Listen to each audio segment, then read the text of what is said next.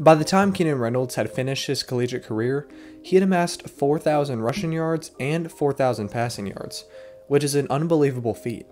However, he fell all the way down to the 6th round of the NFL draft and didn't make much of his pro football career.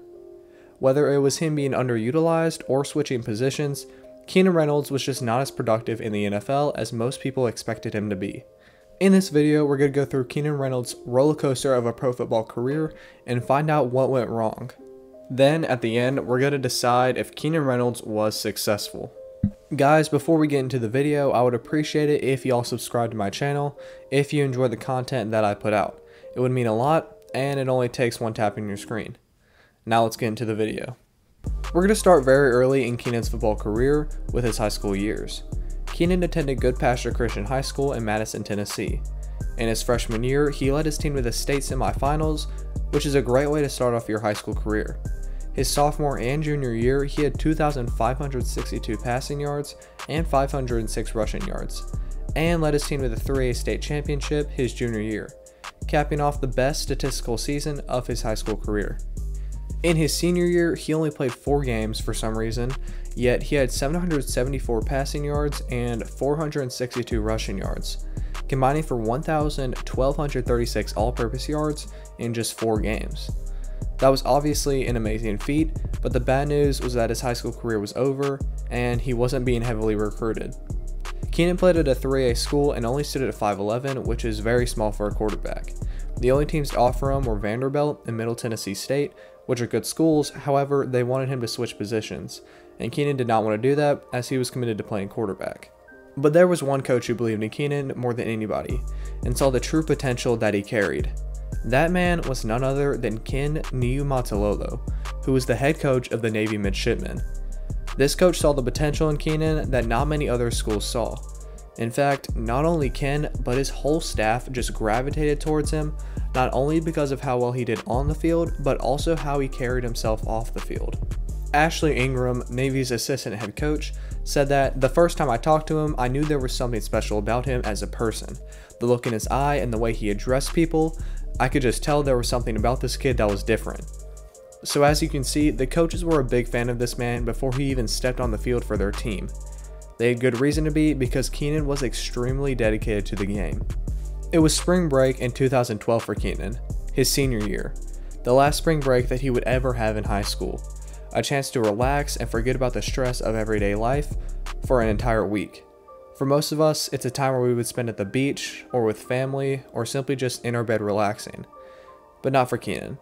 You see, Keenan's friends decided to go to the beach for spring break, but Keenan wasn't feeling that and instead decided to travel to Annapolis, where the Naval Academy is located, in order to learn the ins and outs of the football program and the school that he would one day be a part of. He said that when you come on your official visit, they show you the greatest parts, all these beautiful buildings and all the awesome things you get to do. I just wanted to come in the middle of the year during spring ball, where there's no glitz or glamour. It's the raw view of what you're gonna get. He spent that entire week with a Navy football player, followed him to classes, and ate in the dining hall to get the full Navy experience. He also attended every football practice and team meeting, all while taking notes about everything that he learned there. If that isn't dedication, I don't know what is.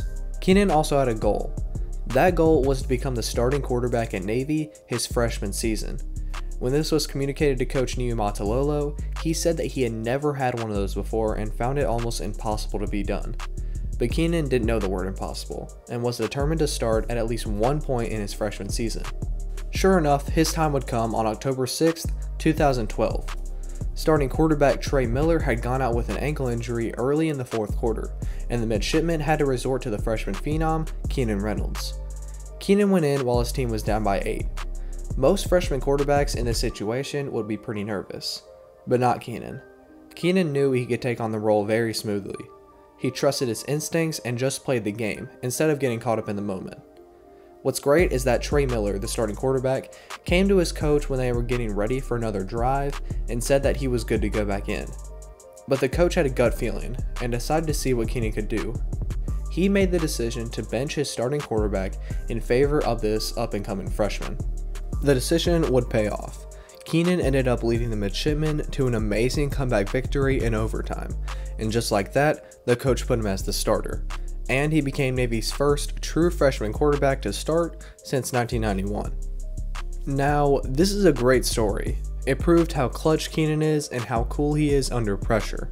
He was given an opportunity and made the most of it, which is great. But if you look at it from Trey Miller's point of view, it kinda sucks. This guy was a junior that year and he had had some playing time the year before, but he probably thought that this was the year to really show what he could do. So he comes into his junior year and not even halfway through the year sustains a minor ankle injury, like very minor, to the point where he asked to go back into the game the same quarter he was injured. But because Keenan was just that good, the coach decided to bench him. I just think it sucks that Trey got his spot taken by a super minor injury that was out of his control. But that's how it works.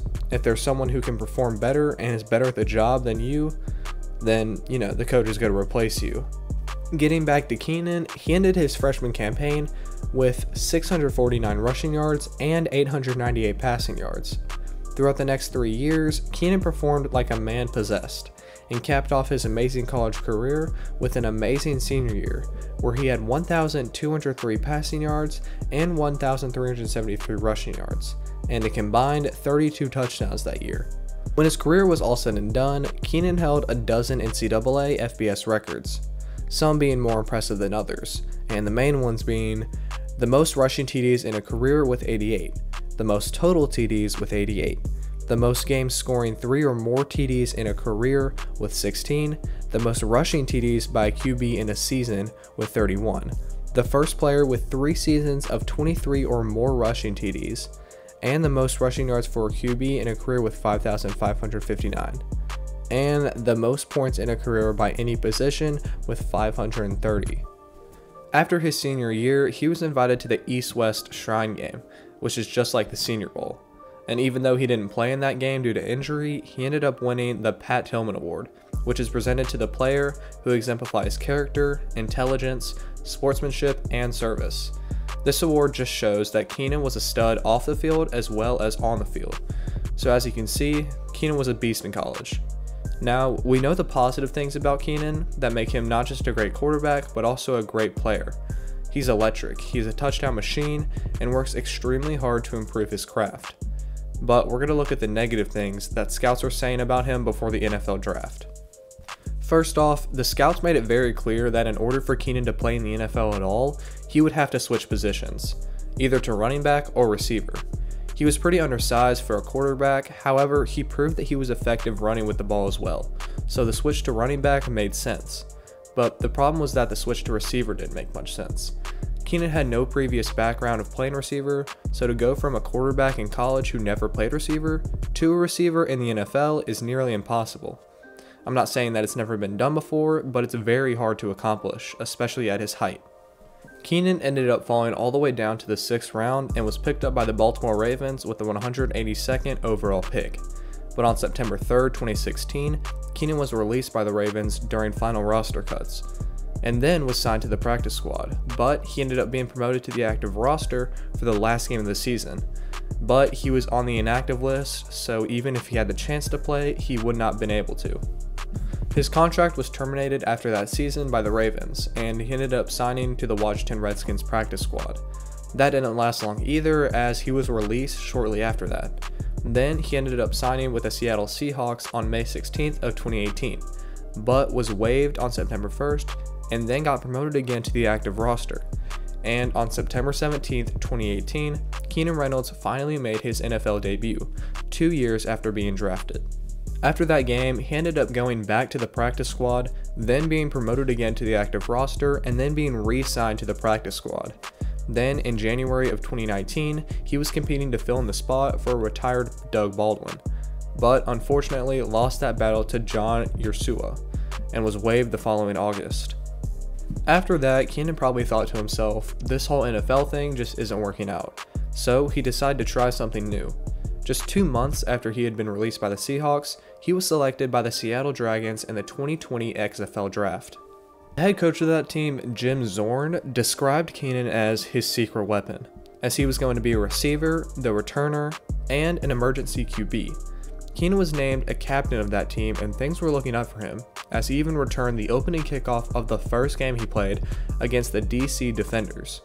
But unfortunately, we all know what ended up happening.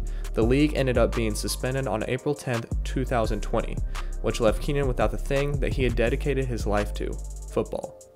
Currently, Keenan is serving in the US Navy Reserve as a lieutenant junior grade. So at the beginning of this video, I told you guys that at the end, we were going to decide if Keenan Reynolds was successful. Now, when I say successful, some of you may think that I'm just talking about football, but I'm not. I'm asking if he was successful in his life. I want to go back to what Navy's coaches thought about Keenan and why they liked him so much.